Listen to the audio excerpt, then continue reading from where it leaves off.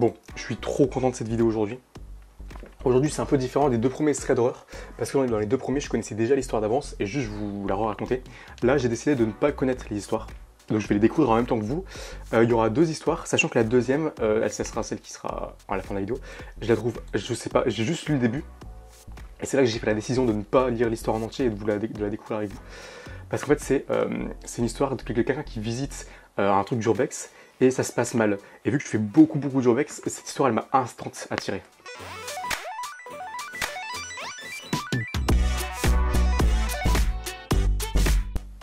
Ok, première histoire. Le chat essaie de nous prévenir, c'est le titre de cette histoire. J'ai grandi dans une petite ville rurale où il ne se passe jamais rien. Le genre d'endroit, et je sens que ça va recommencer comme dans une vidéo, je crois que c'était la première vidéo,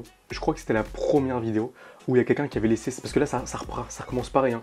Le genre d'endroit où il n'était pas rare de laisser vos portes déverrouillées. Ça recommence comme dans une vidéo où il y a quelqu'un qui a laissé sa porte ouverte et tout, mais les gars aussi, arrêtez. Nos voisins les plus proches étaient à environ 1 mile de notre maison. Notre famille avait aussi ce vieux chat, Tag. Bon, on ne jugera pas le nom du chat. Un été, alors que j'avais environ 9 ou 10 ans, le chat a commencé à devenir bizarre. Tag dormait généralement dans ma chambre, recroquevillé à côté de moi. De temps en temps, il miaulait ou essayait de me réveiller les nuits malheureuses où il pouvait voir le fond de son bol de nourriture et avait besoin d'une collation de minuit. Cette nuit, cependant, il cogne contre la porte de la chambre de mes parents jusqu'à ce qu'il entre et miaule assez fort pour nous réveiller. Les portes de nos chambres étaient côte à côte et j'appelle Tag pour qu'il vienne se coucher car il est environ 2 h du matin. Il n'en a rien à foutre. Il n'y a pas écrit ça, il écrit il n'en a rien et continue. Donc je pense qu'il y a un à foutre qui a dû disparaître. Ma mère se lève, descend dans la cuisine et souffle de nouveau avec Tag sur ses talons qui miaulent toujours follement. Elle a dit que son bol contenait beaucoup de nourriture et l'a simplement accompagné jusqu'à la porte de la cuisine. Tag était un chat d'intérieur, d'extérieur, mais avait sa propre porte pour chat dans le garage. Il n'était pas nécessaire que nous le laissions sortir. Je gardais toujours des friandises pour lui dans ma chambre et je lui en offrais. Mais il miaulait toujours à leur porte, essayant de les faire lever. Je l'ai attrapé, il l'a mis dans ma chambre et j'ai fermé la porte pour essayer d'endormir. Je suis allongé dans mon lit et essaye de me rendormir et Tag miaule à ma porte en voulant sortir. J'ouvre finalement ma porte et il redescend vers la cuisine et c'est là que j'entends ce qui ressemble à une porte qui claque. Le chat revient finalement dans ma chambre, mais au lieu de se blottir contre mon aisselle comme d'habitude, il s'est assis au pied de mon lit à regarder ma porte. Oh, c'est terrifiant ça. Oh, c'est terrifiant. Tu sais, t'as le chat qui est là comme ça et il regarde en mode... Il attend quelqu'un, comme si quelqu'un allait rentrer, c'est terrifiant.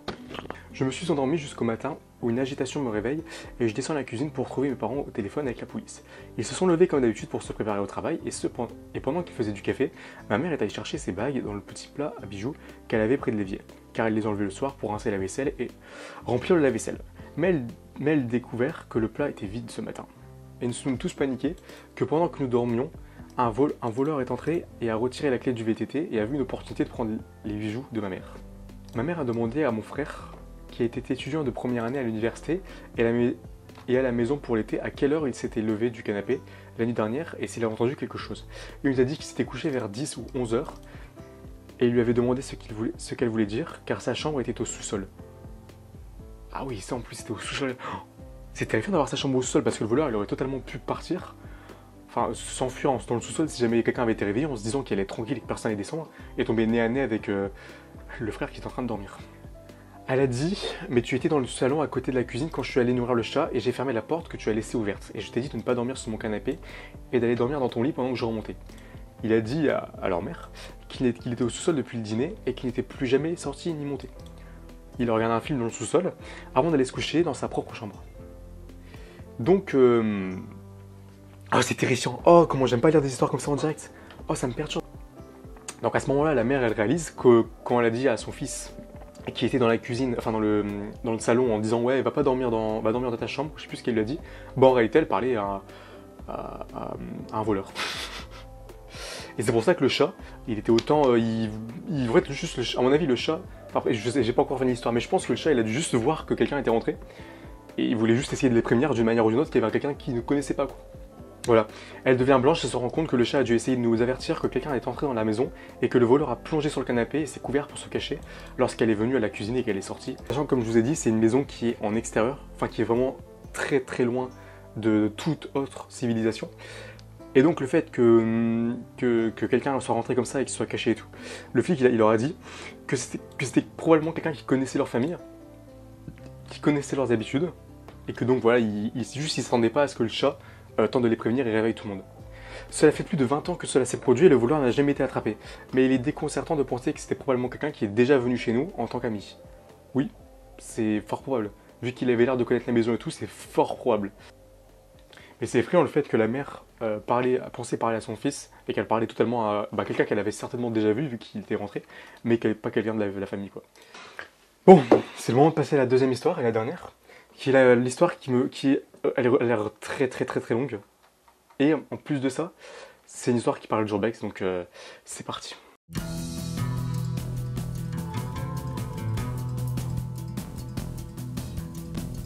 Bon, c'est une femme de 28 ans qui parle dans cette histoire, et elle explique que cette histoire, elle date il y a plusieurs années. Veuillez prendre autant de plaisir à lire ceci que j'en ai eu à le partager. Ah ouais, à le partager, pas à le vivre, je pense. Après, j'ai pas encore lu l'histoire, mais... Disons que je m'appelle Jeanne pour l'histoire, et je ne suis pas retourné au même endroit depuis, et je partage toujours cette histoire avec mes amis, c'est devenu notre favori, qu'ils y croient ou non. C'est en quelque sorte un conte que je raconte aux autres personnes. Je visite habituellement le chalet de ma famille dans le Nord, chaque été et à l'occasion du 4 juillet. C'est un chalet au bord de l'eau, face à un lac, entouré d'une forêt dense. Très souvent, les chalets qui sont dans un lac, autour d'un lac, qui sont entourés de forêt, très souvent déjà, il y a des trucs creepy. Jamais je vais dans un chalet comme ça. Il est situé sur une plage privée, vous voyez donc votre voisin de temps en temps. Tout le monde vient vers le nord à peu près à la même heure, donc il ne serait pas rare de discuter avec les autres, et donc tout le monde se connaît et par la suite, ses affaires.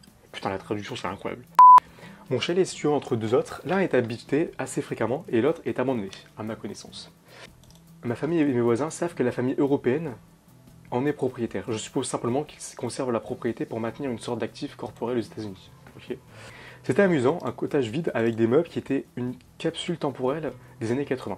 Cependant, le chalet n'a jamais été actualisé, il n'a jamais été nettoyé ni organisé. Nous savions donc que les propriétaires ne venaient pas, c'était des explorateurs aléatoires qui faisaient la même chose que nous. C'est là que ça va commencer à en fait, moi quand j'avais lu l'histoire avant de commencer la vidéo, je m'étais arrêté le paragraphe qu'on va voir, je me suis arrêté là, parce qu'après je me suis dit vas-y j'ai envie de découvrir ça en même temps que je le raconte. Après une enquête curieuse, nous avons vu un sous-sol, nous avons ouvert la porte et nous avons vu un escalier qui menait à un sol qui était de la terre pure. Cela ressemblait à une cave d'après ce que je pouvais voir. Je me tenais en haut des escaliers, regardais vers le bas et j'ai vu des briques apparentes, rien de particulièrement intéressant. Bien sûr, nous nous faisions peur en disant que quelqu'un habitait là, qu'il y avait un tueur en série qui vivait là.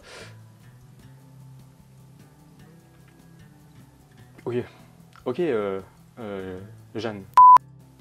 Un jour, vers l'Action de grâce, 4 d'entre nous, 3 filles et mon frère, sommes allés au chalet abandonné pour aller fumer des joints et bavarder sur la famille. Je ne vois pas beaucoup mes cousins, seulement lors d'occasions spéciales. Alors nous nous sommes assis sur la table de la salle à manger pour fumer et se détendre et bavarder.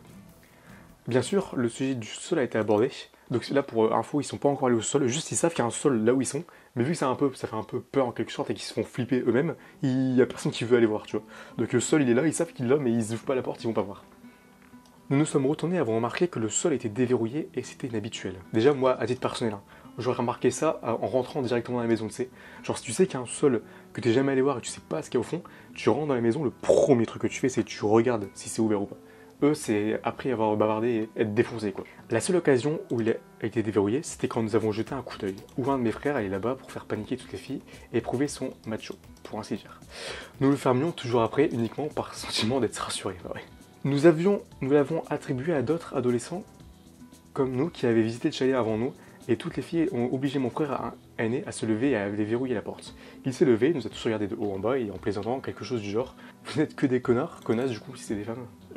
Peut-être encore la traduction c'est incroyable. Demandez toujours à un homme de faire ce qui fait peur pour vous. On a ri, mais c'était le gars. S'il y avait quelqu'un là-bas, il serait le plus susceptible de se défendre. C'est un grand gars, 210 livres. Il a fait peut-être... Oh, ça va commencer. Oh, tu vois, c'est dans ce genre de moment, quand je lis l'histoire avant de raconter, que je sens que ça va partir. Là, ça commence juste le début. Il a fait peut-être 3 pas avant qu'il y ait un coup. Ça ressemble à un coup sur une face creuse. Considérant que ce chalet était assez ancien, j'ai pensé qu'il venait du côté du bâtiment. Je ne pense pas qu'il y ait une isolation significative qui empêcherait un coup audible. J'ai immédiatement regardé mon frère, qui avait l'air suffisant. Ok. J'ai immédiatement regardé mon frère, il a dit « Tu sais, si tu me demandes de faire quelque chose pour toi... »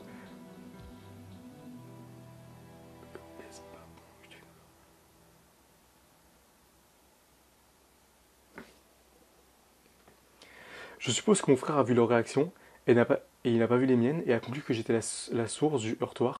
Donc là, en gros, ce qui se passe, c'est que le frère pense que c'est la sœur qui a fait sa sœur qui a fait un bruit pour les faire tous flipper. Sauf que bah, ce n'est pas le cas. Donc là, il pense, ouais, c'est un peu le bordel dans cette histoire. En gros, ce qui se passe, c'est qu'ils pensent tous que c'est quelqu'un d'autre qui a fait le bruit pour faire peur à tout le monde. Ouais, ça n'a aucun sens. Donc Jeanne, elle plaisante, elle dit en plaisantant, allez juste ferme la porte, allez juste verrouille la porte.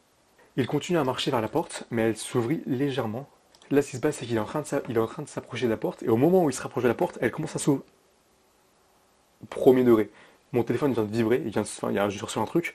Premier degré, j'étais à fond dans l'histoire, j'ai eu... Oh là là, j'ai eu un petit coup de frayeur. Donc, la porte commence à s'ouvrir, et lui, il s'arrête net dans son élan, et il leur a dit, on y va maintenant, j'emmerde cette putain de porte. Nous nous sommes tous levés après avoir été assis sur les tables, nous avons rassemblé nos affaires, y compris de l'herbe. Il court rapidement vers la porte d'entrée, sans oser nous retourner. J'ai entendu des pas significatifs venant de l'arrière du chalet, j'ai pensé que c'était mon frère, et je me suis retourné, et je jure devant Dieu que j'ai vu une main ouvrir la porte du sol. Donc, là ce qui se passe, elle se retourne, et elle voit une main qui sort de la porte. Elle crie, il y a quelqu'un dans ce putain de sous-sol, elle a réussi à dire ça en tremblant, et donc ils ont dévalé les escaliers qui menaient à la porte d'entrée. Donc, le frère à ce moment-là, il se retourne, ça commence à partir vraiment en couille là. Le frère il se retourne, il hurle putain de merde, donc il a dû voir quelqu'un aussi, et il y a quelqu'un, ils ont entendu une voix étrangère, allez. Donc il y a clairement quelqu'un au sol qui a commencé à leur parler. Nous avons couru plus vite, laissant tomber des bouteilles, des tuyaux et des chaussures.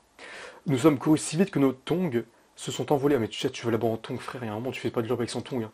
Je savais que ce n'était aucun d'entre nous, pas même un de nos parents, c'était une voix basse et sévère de loin. Mon frère était juste derrière moi. Nous nous sommes échappés. Je suppose qu'il était de notre notoriété publique que l'endroit était abandonné. Je ne négligerai pas la possibilité que quelqu'un s'y réfugie. Je ne sais pas si le gars nous a entendu arriver dans le sol et s'est caché pour pas avoir peur. Ouais, et puis après elle dit, c'est une plage privée, vous devez donc connaître l'emplacement spécifique pour pouvoir comprendre comment vous y rendre. Et puis il faut savoir qu'il y a une propriété qui est abandonnée dedans aussi. Ça commence à faire beaucoup. Hein. Je sais aussi qu'il y a des squatteurs. Pour offrir une explication supplémentaire, les gens partagent sur ce Reddit qu'il existe des endroits dans notre région où vous pouvez installer un camp sur un terrain vacant et prendre une journée pour vous asseoir sur une plage tranquille. Mais je sais que les propriétaires voisines sévissent assez rapidement pour leur faire savoir qu'elles ne peuvent pas s'y installer. Je pensais que ça aurait été une bonne explication. Nous avons couru chez nos parents après s'être cachés de manière proactive dans notre réserve de mauvaises herbes et leur raconté notre histoire. Ils ont appelé la police et nous avons regardé de loin pour voir ce qu'il se passait. Je suppose que le gars est parti, la police est venue nous voir et nous a dit que personne n'était là-bas, mais nous a fait savoir que de déposer une sorte de rapport concernant l'abandon du chalet. Je pense qu'il existe une sorte de loi qui exige que les propriétaires utilisent le chalet et en fassent l'entretien. Aucun de nous ne se soucie vraiment d'être les garants de cette situation, donc nous n'avons jamais déposé un tel rapport. En fin de compte, je crois que certaines personnes veulent juste avoir des actifs, qu'ils soient merdiques ou non. Ce serait nul de perdre une bonne propriété dans un bel endroit. Je pense qu'il pourrait revenir un jour puisque nos voisins connaissent la famille. Personne d'autre n'a jamais déposé de rapport à ma connaissance. Ah d'accord, donc le frère il est retourné dans le chalet après. Il a trouvé des écureuils morts et des bébés ratons laveurs allongés dans le salon. Il a dit qu'ils avaient l'air assez frais. Ok. Je pense qu'ils sont morts de causes naturelles, mais comment deux espèces différentes d'animaux peuvent-elles mourir au même endroit? Je lui ai demandé s'ils avaient été mutilés ou manifestement tués d'une manière ou d'une autre, et il a dit non. Il a dit que les bébés ratons laveurs avaient de la fourrure. J'ai fait quelques recherches et je sais que les bébés ratons laveurs ne naissent pas avec de la fourrure. Alors j'en ai déduit qu'ils étaient vivants pendant un certain temps, puis sont morts d'une manière ou d'une autre dans le salon. Je ne peux pas savoir si c'est passé quelque chose, si quelqu'un les a tués là-dedans, ou peut-être les a-t-il tués dans un autre endroit et les a amenés là-bas pour leur donner une sorte de message aux visiteurs venant en sens inverse. J'espère que ce n'était pas le sans-abri. Bon bah voilà. C'était particulier. La deuxième histoire est beaucoup plus terrifiante que la première. Genre vraiment. J'espère que le montage vous a plu. Et j'ai essayé de faire un truc un peu plus propre que les deux premiers threads d'horreur, en mettant des petites vidéos et des animations et tout. Donc voilà, n'hésitez pas à vous abonner. On fera un thread d'horreur, je pense, en octobre-novembre, je pense, je referai un dans 2-3 mois.